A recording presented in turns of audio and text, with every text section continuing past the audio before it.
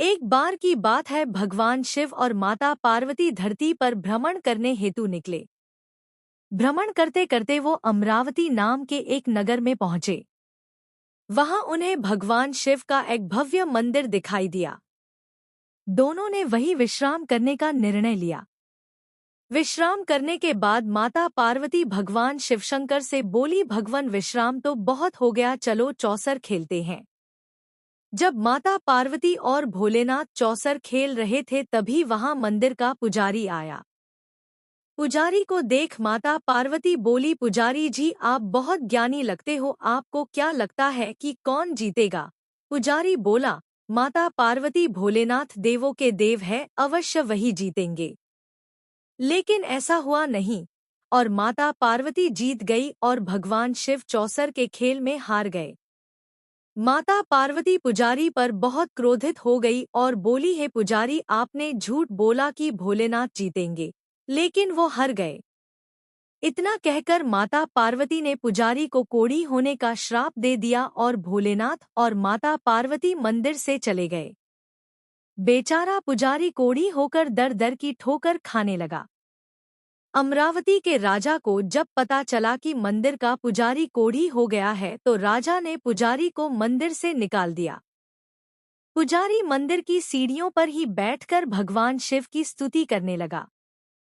कुछ समय बाद स्वर्ग लोक की कुछ अप्सराएं उस मंदिर में आई। उन्होंने जब पुजारी को देखा तो उसके कोढ़ी होने का कारण पूछा। पुजारी ने उन्हें सारी बात बताई। तब अप्सराओं ने पुजारी को कहा, तुम्हें इस कष्ट से मुक्ति मिल सकती है अगर तुम भगवान शिव का 16 सोमवार का व्रत रखो तो। पुजारी व्रत रखने के लिए तैयार हो गया। अप्सराओं ने 16 सोमवार के व्रत की विधि पुजारी को बताई और मंदिर से चली गई। पुजारी ने सच्ची श्रद्धा और भक्ति से भगवान शिव के 16 सोमवार के व्रत रखे। सच्चे मन और विधिवत सारे व्रत पूर्ण होने के बाद पुजारी जी पर शिवजी की कृपा हुई और वो कोढ़मुक्त हो गए। कुछ समय बाद माता पार्वती और भगवान शिव वापस उसी मंदिर में आए तो माता पार्वती ने जब पुजारी जी को देखा तो उन्हें कोढ़मुक्त पाया।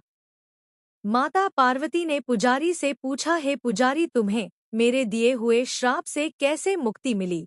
तब पुजारी जी ने माता पार्वती को 16 सोमवार व्रत कथा के बारे सब कुछ बताया कि कैसे उसने अप्सराओं द्वारा बताए अनुसार 16 सोमवार के व्रत किए। माता पार्वती के पुत्र कार्तिकेय उन दिनों माता पार्वती से बार बार रूठ जाते थे और आज्ञाकारी भी नहीं थे। माता पार्वती ने पुजारी से 16 सोमवार व्रत कथा की सारी विधि पूछ ली। माता पार्वती ने भी सच्चे मन से विधिपूर्वक 16 सोमवार के व्रत रखे।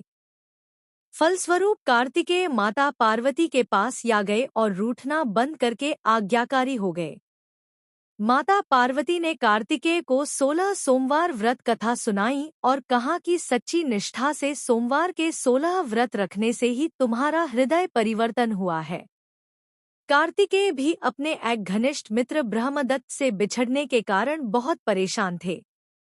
अपने मित्र से मिलने की लालसा में पार्वती पुत्र कार्तिकेय भी 16 सोमवार के व्रत रखने लगे। जैसे ही विधिवत सोमवार के 16 व्रत पूर्ण हुए उन्हें उनका बिछड़ा मित्र मिल गया। कार्तिकेय अपने मित्र ब्रह्मदत्त से मिलकर बहुत खुश हुए और उसे भी 16 सोमवार व्रत कथा सुनाई। ब्रह्मदत्त ने भी विधिपूर्वक सच्चे मन से भगवान शिव के 16 सोमवार के व्रत रखे। किसी नगर के राजा अपनी पुत्री का स्वयंवर कर रहे थे, लेकिन उनकी शर्त थी कि उनकी प्रिय हथिनी जिस भी युवक के गले में वरमाला डालेगी राजकुमारी का विवाह उसी से होगा। ब्रह्मदत्त भी वहां गए हुए थे और हथिनी ने सब राजकुमारों को छोड़कर उनके गले में वरमाला डाली। ब्रह्मदत्त का विवाह राजकुमारी से हो गया और वो खुशीपूर्वक अपना जीवन यापन करने लगे। एक दिन राजकुमारी ने ब्रह्मदत्त से पूछा, हे पतिदेव मुझे आज तक आश्चर्य है कि हथिनी से सब राजकुमारों को छोड़कर आपके गले में माला क्यों डाली? इस पर ब्रह्मदत्त ने अपनी पत्नी को 16 सोमवार व्रत की कथा सुनाई। ब्रह्मदत्त की पत्नी भी पुत्र प्राप्ति की लालसा में 16 सोमवार का व्रत पूर्ण निष्ठा से करने लगी। 16 व्रत पूरे होने के बाद वो गर्भवती हो गई और कुछ समय बाद उन्हें एक सुंदर और तेजस्वी पुत्र रत्न की प्राप्ति हुई। समय बीतता गया और उनके पुत्र ने भी राजा बनने की कामना में भगवान शिव के सोमवार के 16 व्रत रखे। 16 सोमवार के व्रत के प्रभाव से युवावस्था में उसका विवाह एक सुंदर राजकुमारी से हुआ।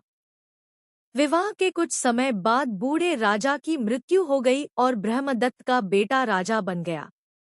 इस तरह 16 सोमवार के व्रत से ब्रह्मदत्त के बेटे की राजा बनने की कामना भी पूर्ण हुई। राजा बनने के बाद भी उसने व्रत रखने चालू रखे। एक दिन उसने अपनी पत्नी से कहा कि व्रत की सामग्री लेकर भोलेनाथ के मंदिर में आओ। लेकिन रानी खुद नहीं आई और दासियों को भेज दिया। इस बात से क्रुद्ध होकर भोलेनाथ ने राजा को रानी को घर से निकालने का आदेश दिया। भगवान शिव की आज्ञा मानकर ब्रह्मदत्त के पुत्र ने रानी को महल से निकाल दिया।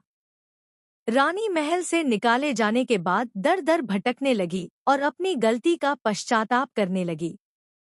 रानी ने भटकते भटके एक बुढ़िया की झोपड़ी में शरण ली। बुढ़िया सूत काटकर अपना जीवन यापन करती थी। बुढ़िया ने रानी को कहा, बेटी अब मैं बहुत बूढ़ी हो गई हूँ, मुझसे सूत की गठरी उठती नहीं है। मैं सूत काट दूंगी और तुम उसे बाजार में बेच आना। ऐसा करोगी तो मैं तुम्हें यहाँ शरण दूंगी और खाना पीना भी दूंगी। बुढ़िया की बात मानकर रानी सूत की गठरी सिर पर उठाकर बाजार में बेचने के लिए निकली। रास्ते में बहुत तेज हवा आई और रानी के सिर से गठरी गिर गई और सूत खराब हो गया। इस बात से क्रोधित होकर बुढ़िया ने रानी को झोपड़ी से निकाल दिया और रानी फिर दर दर की ठोकरें खाने को विवश हो गई। भटकती रानी को एक तेली ने शरण दी। वह मिट्टी के बर्तन इत्यादि बनाता था। लेकिन जैसे ही रानी ने बर्तनों को हाथ लगाया, बर्तन टूटने लगे। इस तरह तेली ने भी रानी को निकाल दिया। भगवान शिव के प्रकोप से रानी जहां भी जाती वहां अनर्थ होता। भूखी प्यासी रानी नदी में पानी पीने गई। लेकिन जैसे ही रानी ने जल में हाथ डाला, नदी का सारा जल सूख गया। रानी फिर पास के ही सरोवर में पानी पीने गई तो सरोवर के पानी में कीड़े पड़ गए। रानी भटकते भटकते घूंसाई जी के आश्रम में पहुंची। घूंसाई जी उस गांव के मंदिर के पुजारी थे। वो रानी के मुख का तेज देखकर समझ गए कि वो किसी उच्च घराने की किसी देव के श्राप की मारी है। रानी ने घूंसाई जी को सारी बात बताई तो घूंसाई जी समझ गए कि ये भगवान शिव का प्रकोप है। घूंसाई जी ने रानी को विधिवत 16 सोमवार के व्रत रखने को कहा। रानी ने वैसा ही किया। पूरे सात्विक भाव से रानी ने 16 सोमवार व्रत कथा पढ़ी और व्रत रखे। सोमवार के व्रतों के तेज से राजा को रानी की याद आई और मन ही मन रानी को माफ कर दिया। राजा ने दूत भेजकर रानी को ढूंढने का आदेश दिया। राजा के